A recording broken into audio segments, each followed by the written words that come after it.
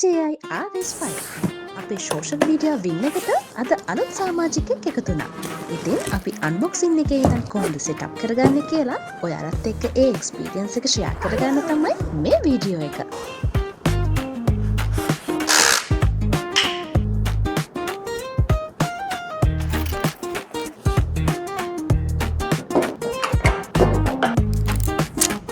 මේ තමයි DJI RS5 gimbal එක. මේක මොබයිල් gimbals වගේ නෙමෙයි, load එකක් දාන්න නැතුව gimbal එක on කරන්න හොඳ නැහැ. අපි මේක setup කරගන්න ඉතින් බලමු. ඉස්සෙල්ලාම මේක තමයි බැටරි එක. බැටරි එකට මේ tripod එක set කරගන්නවා. මේ gimbal එකේ බැටරි එක දාන්න තැන lock එකක් තියෙනවා. ඒක unlock කරලා බැටරි එක fix කරගන්න පුළුවන්. ඊට පස්සේ lock කරන්න. මේකේ ලොක්ස් කීපයක් තියෙනවා මේ එක එක ඇක්සිස් වලට. ඉස්සෙල්ලාම අපි මේ ඇක්සිස් එක අන්ලොක් කරගන්න. මෙතන මේ තියෙන ලොක් එක තියෙනවා. මේ ලොක් එක අන්ලොක් කරලා මේ ඇක්සිස් එක කරගන්න පුළුවන්. ඊට පස්සේ ලොක් කරලා මෙතෙන් ලොක් කරන්න පුළුවන්. ඒ වගේම මේ ඇක්සිස් එකට මෙතන ලොක් එකක් තියෙනවා. ඒක අන්ලොක් කරලා ලොක් කරන්න. ඊට පස්සේ කැම් එක දාන ප්ලේට් එක තියෙනවා. මෙතනත් ලොක් එකක් තියෙනවා. ඒක අන්ලොක් කරලා ප්ලේට් එක දාගන්න.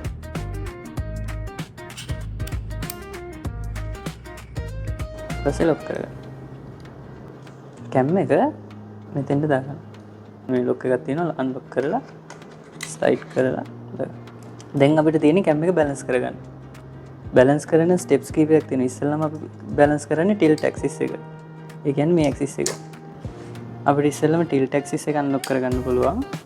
අන්ලොක් කරගෙන මේ ඇක්සිස් එක බැලන්ස් කරගන්න එක තමයි ඉස්සෙල්ලාම ලේසි. ඒක මෙතනින් අන්ලොක් කරලා මේ නොබ් එකෙන් අපිට ඉස්සරහට පස්සට යවන්න පුළුවන් කැම් එක. කැම් එකේ වැටෙන පැත්තට ඔපොසිට් පැත්තට යවලා මේක බැලන්ස් කරන්න පුළුවන්. මේ වගේ බැලන්ස් වුණාම ලොක් කරගන්න. ඊට පස්සේ මේ ඇක්සිස් එක බැලන්ස් කරගන්න ඕනේ. ඒක බැලන්ස් කරන්න මේ අතට හරවලා වැටෙන පැත්ත බලලා ඉස්සරහට පස්සට දාගන්න. ඒක බැලන්ස් කරන්න මෙතන. ඊට පස්සේ මේ ඇක්සිස් එක අන්ලොක් කරලා මේ නොබ් එකෙන් වැටෙන පැත්තට ඔපොසිට් පැත්තට යවන්න තියෙන කැම් එක බැලන්ස් වුණාම ලොක් කරගන්න. ඒ ඇක්සිස් එක හරියටම බැලන්ස්ද කියලා චෙක් කරගන්න පුළුවන්. කැම් එක තියෙන ඕන තැනක හෙලවෙන්නේ නැතුව තියෙන්නේ. කොහාටවත් යන්නේ නැතුව. මේ වගේ තියෙනවා. එහෙම තියෙනවා නම් ඒ ඇක්සිස් එක බැලන්ස්ලා. ඊට පස්සේ අපි ඊළඟ ඇක්සිස් එකට යන්න කලින් ඒ ඇක්සිස් එක ලොක් කරගෙන තමයි ඊළඟ ඇක්සිස් එකට යන්නේ. ඊට පස්සේ රෝල් ඇක්සිස් එක. රෝල් ඇක්සිස් එක බැලන්ස් කරන්නේ මෙතන ලොක් එක අන්ලොක් කරලා මේ වැටෙන පැත්තට ඔපොසිට් පැත්තට තමයි මේක අරන් යන්නේ. මෙතනත් ලොක් එක මේ ලොක් එක අන්ලොක් කරලා මේ ඇක්සිස් එක එහාට මෙහාට කරලා බැලන්ස් කරගන්නවා. මේ ඇක්සිස් එකත් හරියටම බැලන්ස් වුණාම තියෙන ඕන තැනක කැම් එක තියෙනවා. මේ වගේ බැලන්ස් කරලා ඒක ලොක් කරගන්න. ඊට පස්සේ ටිකක් අමුතු ඇක්සිස් එකක් තියෙනවා. පෑන් ඇක්සිස් එක. ඒකේ ලොක් එක මෙතන තියෙනවා. ඒක අන්ලොක් කරලා කැම් එක මේ පැත්ත, කියන්නේ gimbal එකත් එක්ක මේ පැත්තට බර කරලා බලන්න.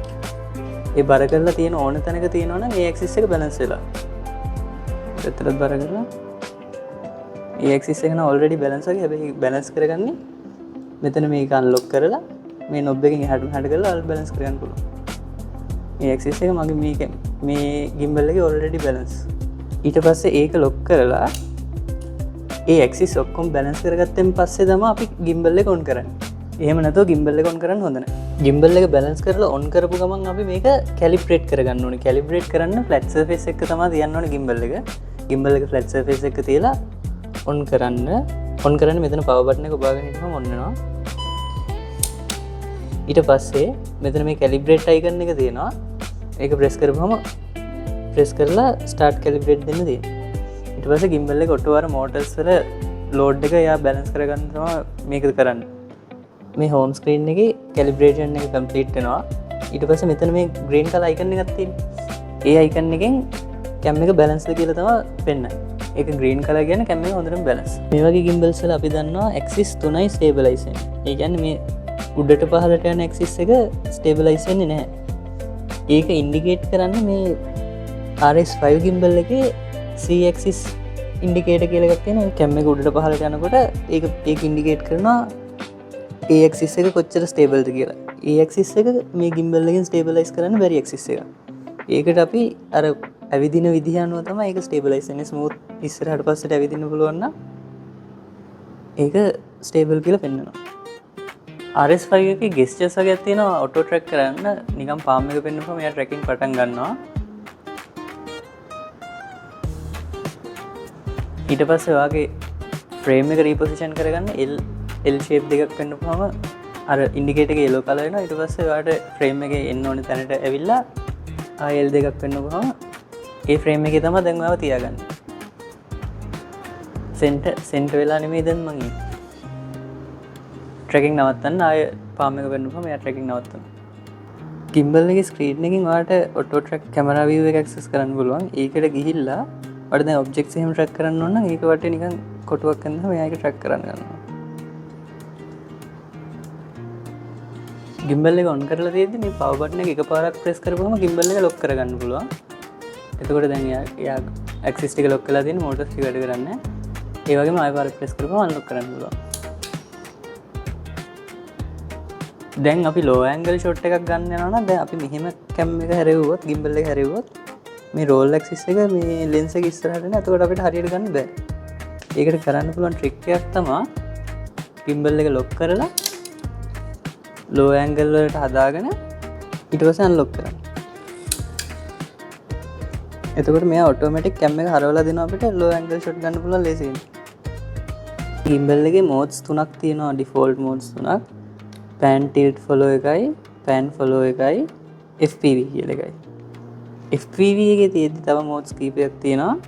screen එක unlock කරලා මේ FPV කියන button එක press කරපුවම 3D roll කියලා.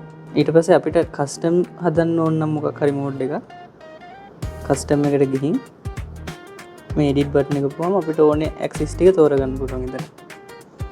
ඒ ඇක්සිස් ටික සිලෙක්ට් කරගෙන අපිට කස්ටම් හදාගන්න පුළුවන්.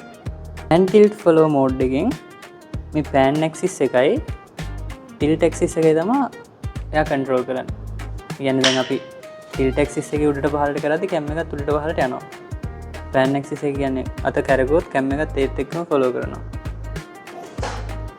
ආයෙ දෙනවා pan follow එක. එතකොට pan axis එක විතරයි එයා follow කරන්නේ. tilt axis එක ඒ විදිහටම තියාගන්නවා. මේ cam එක උඩට පහළට යන්නේ එකම තැන තියාගෙන pan එක තමයි එයා control කරන්නේ. FPV එකේ axis ඔක්කොම unlock කරනවා. අපි හරවන විදිහට cam එකත් හැරෙනවා. FPV එකේ තියෙන 3D roll කියලා. 3D roll එකෙන් අපිට cinematic cam එක roll කරන shots ගන්න පුළුවන් මේ වගේ. cam එක කරගෙන්න ඕනේ කොයි පැත්තටද කියලා joystick එකෙන් තමයි select කරන්නේ. ඒ කරගෙන්න ඕනේ පැත්තට දෙපාරක් tap කරපුවම එයා පැත්තට කරගෙනවා. මේ cam එක දැන් landscape position එකේ තියෙද්දි vertical videos ගන්න ඕන නම් මේ plate එකම ගලවලා මේ මෙතෙන්ට fix කරගන්න ඕනේ මේ joint එක. ඒක කරන්නේ ඉස්සෙල්ලා cam එක අයින් කරගෙන cam එක අයින් ගලවද්දි මෙතන මේ release button එක press කරලා එළියට අදින්නවා. නැත්නම් cam එකේ plate එක එළියට එන්නේ නැහැ. ඒක ගලවලා මෙතන මේ තියෙන knob එක release කරලා ඒක ඇතුළට press කරපුවම මේ part එක ගැලවෙනවා. ඊට පස්සේ ඒක මෙතෙන්ට මෙහෙම fix කරගන්න පුළුවන් අනිත් පැත්තට. fix කරගෙන lock කරන්න. ඊට පස්සේ cam එක අනිත් පැත්තේ orientation එකට දාන්න පුළුවන්. මෙහෙම දාගත්තන් පස්සේ gimbal එක ආයෙ balance කරන්න ඕනේ මේ position එකට හරියන විදිහට.